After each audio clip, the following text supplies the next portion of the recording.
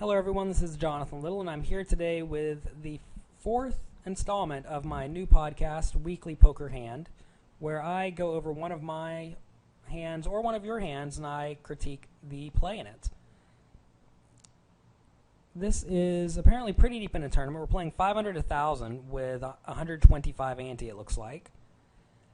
And I open under the gun with Jack 10 suited to 2,200. Notice my bet sizing. I talked about a little bit about this in one of the previous episodes about how I like raising small pre-flop. And notice right here I make it 2.2 big blinds. And what this does is it just gives me incredibly good odds pre-flop. I'm risking, notice, 2,200 to win 2,600 chips. So if I only pick this up, say, like 45% of the time and then just lose a check fold every single flop post-flop, I'll still break even. So, of course, I'm not going to be doing that. I'm going to be attacking pots and winning them. So this is just an extraordinarily profitable play to make over and over again throughout a tournament. The guy in third position calls me and we take the flop heads up. It comes Jack 5-2 with with one heart, sorry, Jack 5-2 with one heart. I have Jack 10 of hearts. And I make a standard continuation bet of about 3,000 chips. And I like this bet size a lot. I think this is pretty standard, and I can't really think of any other way I would play this flop. Checking doesn't really serve much of a purpose because if I check and my opponent bets and I check raise, I'm just going to end up getting it in bad a lot of the time. And check calling allows a lot of bad turns to come off. So I like the bet of 3,000 chips. We turn a 10, so now we have effectively the nuts. We have top two pair. And I like to check. And this is a spot in the hand where I really have to decide if my opponent has something. And if I think he doesn't have anything, will he bet? A lot of opponents will float the flop a very high frequency, a high percentage of the time. Floating the flop is when you call on the flop with the intention of bluffing later on the turn. So right here, I decide to check and let my opponent bet if he does have the float. If I decide to bet and he's floating, he'll just fold every time. So by checking, I'm going to get full value out of those bluff hands. If I bet the turn, and I'm only really going to get value out of a jack. And if he has a jack, he's going to put all the money in anyways. So this is, again, one of these spots where I have a very strong hand, but my opponent's range is generally tilted to where they either have nothing and can only bluff off, or they have something like top pair, in which case I'm going to get all the money anyways. So I like to check, and my opponent bets 8,800 into the 13,000 chip pot.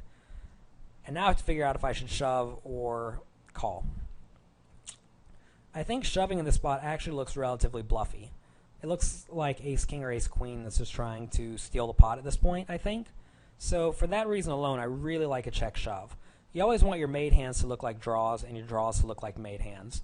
What that's going to do is it is going to make your opponent make incorrect decisions over and over again. And a lot of players think that check calls are usually sort of like to trap, and they think check shoves are a play made with draws. So if I'm making a play with a draw, my opponent will call anytime he has any sort of decent made hand. So right here, I elect to go for the check shove, and my opponent calls it off with king jack. And I think this is a pretty well played hand by my part, and I think that I sort of tricked my opponent into thinking that I didn't have anything. Because really, when I check shove here, my range is what's called very polarized. I either have a draw, which is basically nothing, or I have a monster. And I really don't know if I'm doing this with a draw. So if I can get my opponent to get it all in thinking I have a draw when my range is only the nuts, I have certainly succeeded in the hand, and that is exactly what happened here. So we get it all in against king jack, and we hold up. In next week's, and if you want to go see what I think of my opponent's play, you can go to weeklypokerhand.com and download the second part of this podcast where I critique my opponent's play. And there are certainly a few things that I can say about it. I have to hold my tongue until the next part of this video. But yeah, go to weeklypokerhand.com and check out part 2 of this podcast. And also, while you're at it, pick up my new book, Secrets to Professional Tournament Poker, Volume 1. You can get it on Amazon. It is an extraordinarily good book that basically everyone has given me an excellent review on. So check it out, Secrets of Professional Tournament Poker. And if you guys would like me to review one of your hands, email it in to email it into support@jonathanlittlesecrets.com, and I just might review it in one of these podcasts. This has been Jonathan Little. I hope you've enjoyed it.